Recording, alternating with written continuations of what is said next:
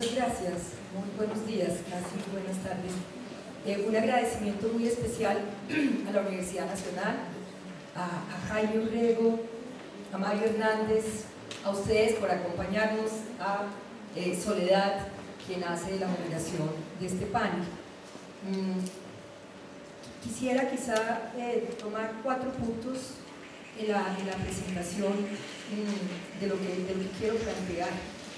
Y después ya referirme, si me queda tiempo, de manera especial a lo que señala Alejandro dentro de esta ruta, de lo que se viene, digamos, trabajando desde el Ministerio de Salud en coordinación con las instituciones que en primera instancia tendrían que responder a la atención psicosocial.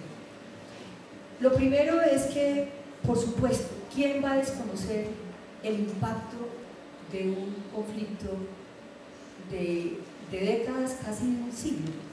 Siempre lo he dicho, pasamos del siglo XIX al siglo XX con la guerra de los 1000 días, del siglo XX al siglo XXI con una guerra de múltiples guerras, de múltiples expresiones, de guerrilleros, de paramilitares, de parapolíticos, y eso por supuesto ha afectado lo que algunos autores llaman nuestras subjetividades, nuestras formas de ser y estar en el mundo, y ha convertido, al menos en estos 52 años, esta guerra en una máquina de victimización, porque esas quizás son las características de las guerras contemporáneas, son máquinas de victimización, en especial en la población civil, y en este caso de la Colombia profunda, de los campesinos, campesinas, indígenas,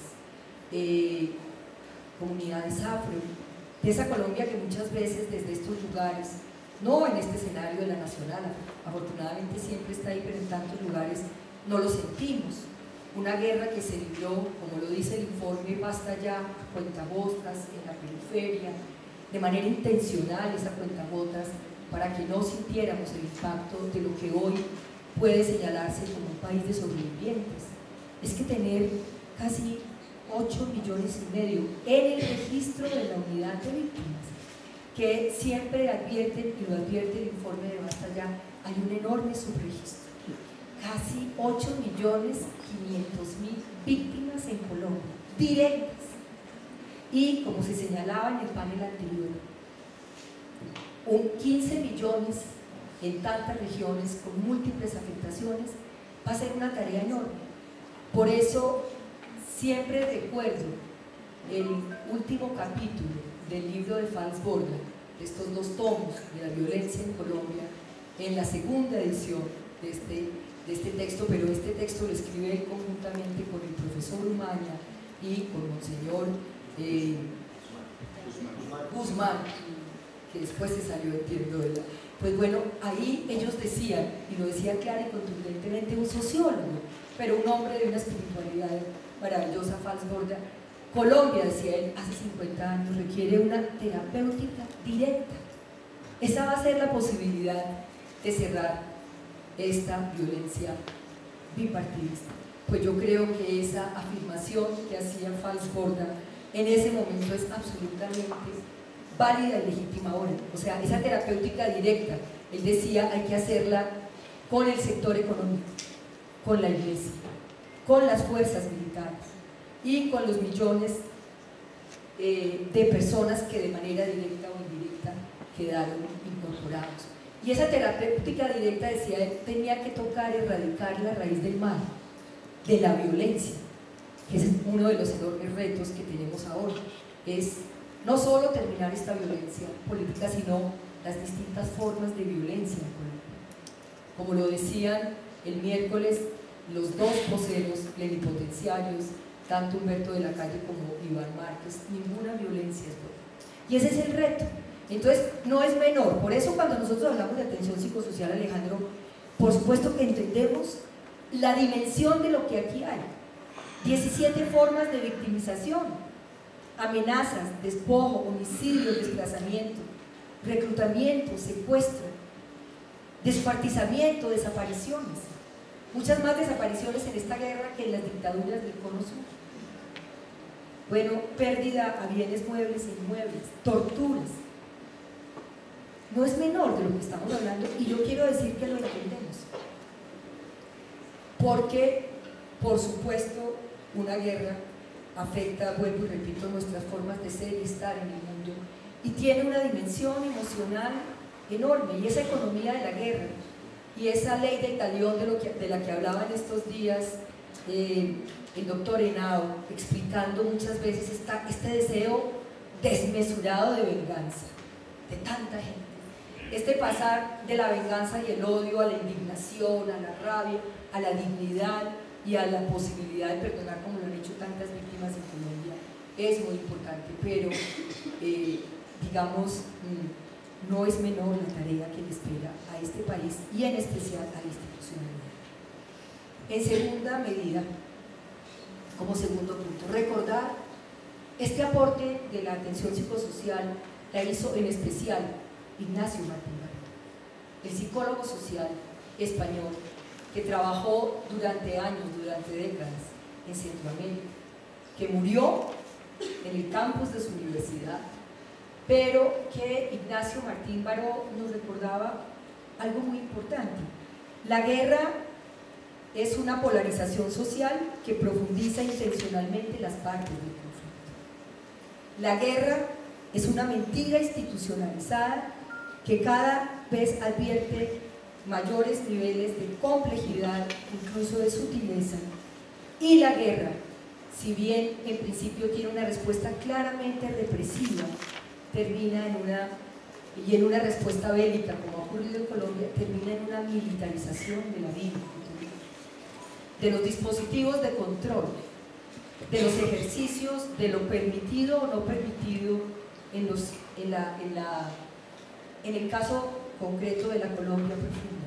Pero es también una ruptura ética en nuestras formas de relación, que entra, como decía Ignacio Martín Baró, a ese laboratorio de la cotidianidad y afecta nuestras formas de interacción y de conversación, de intercambio y de desarrollo no de la vida.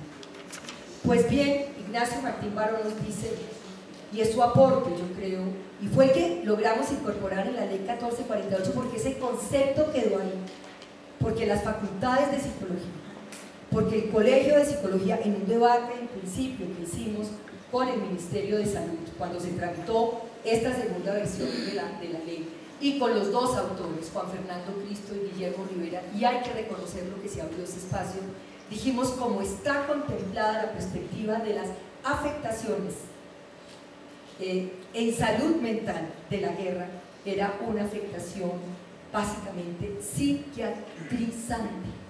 Y excúsenme la expresión, pero pues yo reconozco la dimensión y el aporte de la psiquiatría, pero aquí, y aquí viene el aporte de Ignacio Martín Baró, él decía, en el mundo y en las guerras se ha caracterizado el trauma psicológico como un trauma personal, individual.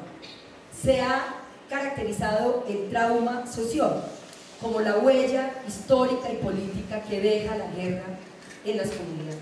Lo que quiso él fue vincular, y por eso él habla de un trauma psicosocial, donde si bien hay una dimensión personal que hay que resolver y que en ocasiones tiene que resolverse, por supuesto, con una intervención, ojalá desde una perspectiva de una psiquiatría social, y aquí viene un enorme reto en la formación profesional, en tantos lugares y en las escuelas de medicina y en las especializaciones, tiene que resolverse con psicólogos, como lo decía Alejandro, con un planteamiento ético frente a quien va a atender en su momento, pero también tiene que resolverse con otros científicos del área social, porque aquí lo que hay que hacer es entender, recomponer, comprender la dimensión política de la guerra. Entonces aquí hay alguien que no solamente llega a buscar por qué desaparecieron a su hijo, a su hija, a su hermano, no, es cuál es la dimensión política que hubo en esa desaparición, cuál es la dimensión simbólica en que hubieran, por ejemplo, en Bahía Portete, entrado Jorge 40 a matar 5 mujeres guayú. No era una masacre numerosa, pero eran las mujeres que transmitían la historia, los ancestros, son las mujeres guayú, las únicas que pueden entrar en contacto con los muertos o con los enfermos. Eso es lo que hay que trabajar. Entonces la dimensión es enorme, y ese fue el llamado que nos hizo Ignacio Martín Baró, y eso fue lo que quedó en la ley. Era mucho más compleja, tenía muchos más elementos sobre el talento humano, tenía muchos más elementos sobre la relación entre la institucionalidad y la comunidad, porque Alejandro, aquí quien se sienta no es un psicólogo en función del Estado, a atender, a recibir tanto dolor. Aquí se sienta un ser humano con conocimiento, que muchas veces está en desacuerdo y ha hecho parte del movimiento de víctimas de Estado. Entonces la tarea es mucho, mucho más compleja, y yo creo que eso fue, digamos, lo que logramos acuñar, lo que quedó, y lo que yo sí siento que es una asignatura totalmente pendiente. Ha habido, a raíz de eso, fíjense que fue muy importante, porque ahí es donde uno siente que la tarea del Congreso tan desprestigiada, con razón. Pero cuando la hacemos de la mano de las organizaciones, de la academia, porque aquí no solo estuvo Ascofapsi, Colpsi, sino por vínculos anteriores la mesa de trabajo de atención psicosocial que se viene haciendo hace muchos años, no solo a raíz de la 1448. Los tomamos y logramos estos artículos. Siempre nos pareció que debió haber quedado mucho más claro, y que el tema de presupuesto debió haber quedado mucho más claro, porque no quedaba dentro del sistema general. Eso era nuevo, es que ¿quién lo entendía? Es que las EPS solo entienden que van a intervenir cuando hay crisis, y supone que un psicólogo se sienta y en 3 sesiones sale de la crisis. Cuando la gente está preparada para trabajar, determina la posibilidad de la atención. No podía estar, digamos, dentro de este sistema general de salud, que ni es de salud ni es general. Y viene el otro tema complejo, el de quién lo puede hacer, que no es fácil, porque hay una dimensión política que hay que trabajar, porque hay un sentido de la guerra que hay que profundizar. Yo diría, creo que no alcanzo a profundizarlo, dentro de mi sitio web pueden encontrar las notas de mi intervención, pero está, decía, el desarrollo que la Corte Constitucional, y afortunadamente la Corte Constitucional existe en Colombia, señala cuáles eran los retos para que Colombia asumiera en su integralidad el concepto de atención psicosocial, porque teníamos la sentencia de las mujeres del Salado, que fue la primera exigencia de atención psicosocial, porque en entrar a contar esta monstruosidad de cabezas que se cortaron, que jugaron fútbol con ellas, del dolor de las mujeres, de la violación, estos temas parecían menores. Es que la atención psicosocial parece la hija menor de edad del sistema. Y entonces las sentencias de la Corte le hacen un llamado y señalan en la última, en la de María Victoria Calle Correa, pues una complejización del sistema de atención psicosocial en términos de su cobertura, en términos de construir indicadores de impacto de un sistema de promoción y prevención de la salud con enfoque diferencial, como se dijo en la primera parte del panel, y en esto, con el diseño de programas, con la urgencia de fortalecer la capacitación de los trabajadores en salud, en los temas de impacto psicosocial, y con la garantía de disponer de profesionales que puedan trabajar interdisciplinariamente y puedan entender también el rol de la comunidad en una tarea como esta. Bueno, ¿qué tenemos? Un enorme reto. Dos leyes ordinarias que tienen que seguir trabajando este tema. Y que miren que la tarea está absolutamente pendiente.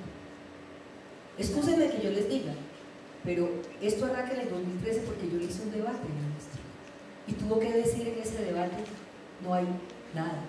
Si alguien lo vio, lo siguió, lo reconoció, eran 9.000 personas atendidas, y le decíamos: ministro, ¿qué quiere decir atención? ¿Sí? ¿Qué es atención? ¿Contratos de 6 meses?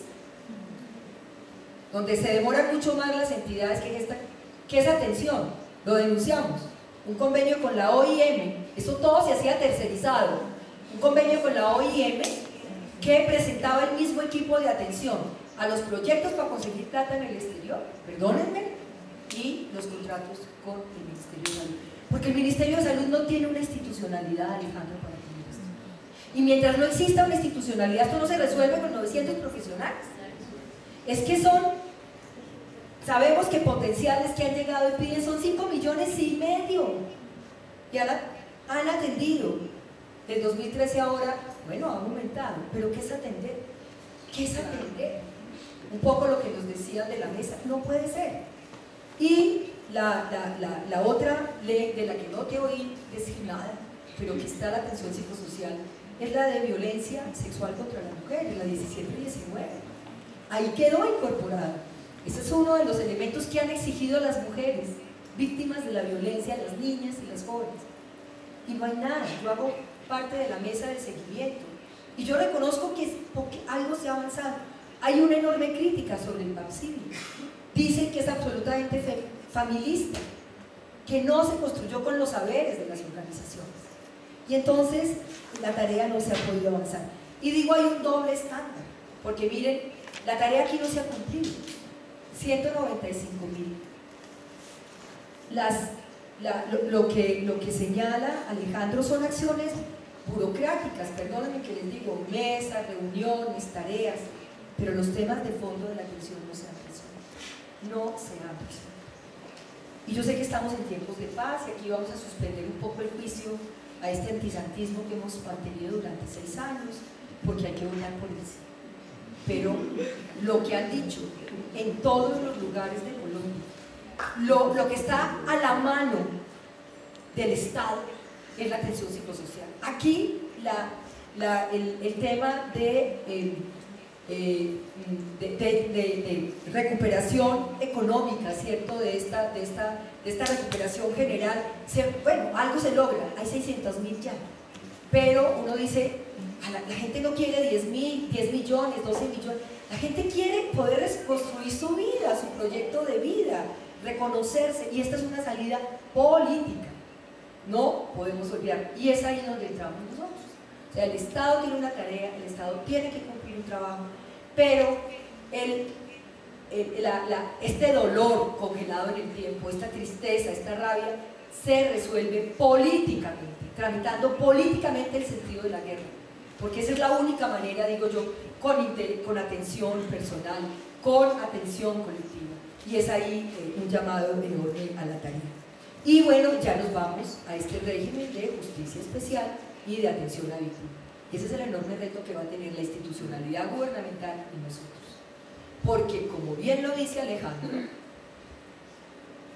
y como bien se dice desde la mesa de atención psicosocial, ahí en el tema en el primero, de la comisión de verdad histórica, esclarecimiento y condiciones de garantías de no repetición, está el tema de atención psicosocial, ¿sí?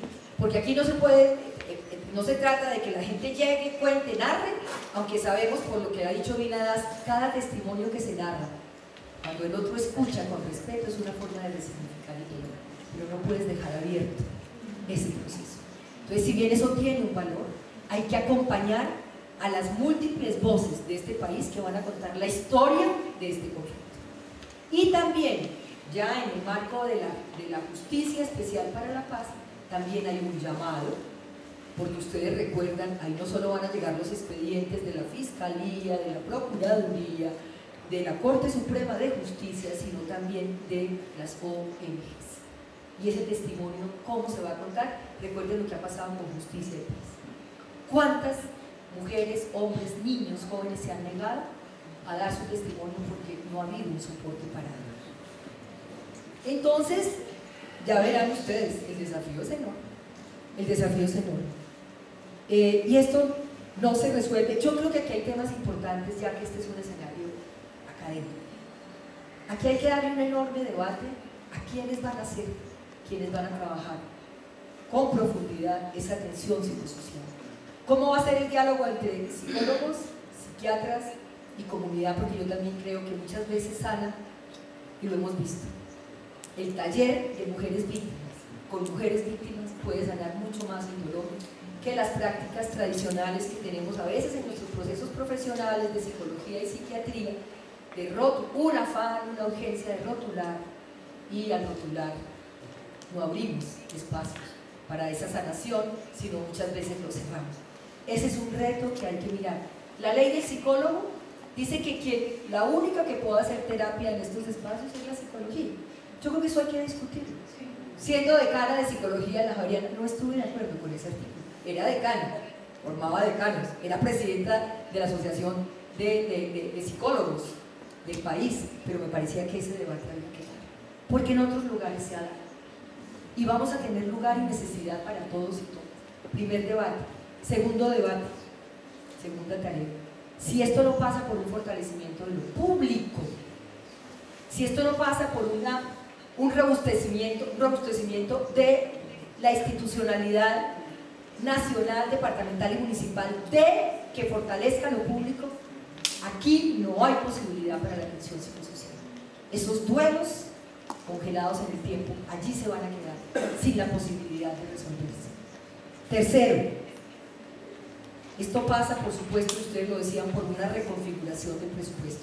Como dice Amartya Sen, si uno quiere conocer un proyecto de sociedad, miren el presupuesto fiscal. Y hemos tenido 220 billones para la guerra en este gobierno y en el gobierno de Álvaro. Hoy veíamos haber bombardeado para matar a Reyes. Costó 25.000 millones de pesos el bombardeo. Los helicópteros para la guerra valen 28.000 millones de pesos. Eso hay que tocar. De pronto no ahora, otro juicio que se suspende, porque se asustan, porque tenemos del otro lado demasiados espantamiedos para esto. Pero eso hay que tocar, porque sí tiene que haber una reconfiguración del presupuesto. Esta vez tenemos 3 billones más para educación, pero salud sigue estando sin esa prioridad. Y para que esto sea territorial tenemos una institucionalidad que llegue pero que no atropelle. Nosotros estamos diciendo, hay que reconocer, y ustedes lo decían, los saberes de la guerrilla. Yo he podido ir a La Habana 5 veces y eso allá como nos los han quitado, no, ¿saben? Ay, durísimo, han cogido las armas y han cometido crímenes, pero ahí hay gente que sabe y hay que... ¿Ustedes se imaginan lo que ha significado curar en el momento después de un bombardeo? Entonces hay que saber, es que hay que reconocer. Yo lo digo no solo en el tema de la salud física, sino también de todo lo que han tenido que conversar, porque algunos de ellos han estado 45 años en la guerra y no podría decir uno que están locos, ¿cierto? A veces están más cuerdos que nosotros.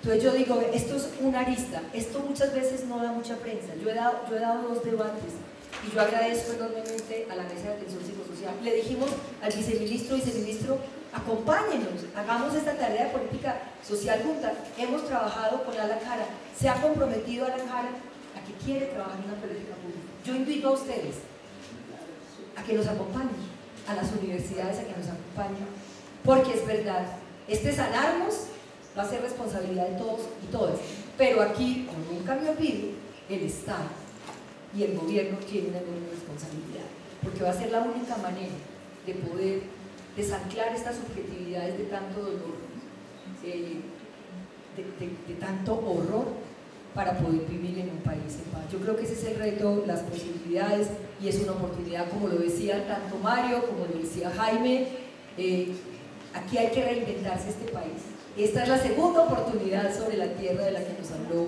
García Márquez cuando recibió el Nobel, y recuerden, hay 2 arquetipos. Aureliano Buendía, que perdió creo que 32 guerras, y su mayor tragedia era que no podía más. Pero Úrsula Iguarán fue la que cuidó la prole, la que amplió ese Macondo universal y la que nos impidió el olvido y nos enseñó lo que era el amor. Ella sí podía amar. Eso es lo que yo creo que hay que hacer en esta terapéutica, y la atención psicosocial es un bastión fundamental para poder reconfigurar la vida de millones de colombianos y colombianas. Muchas gracias.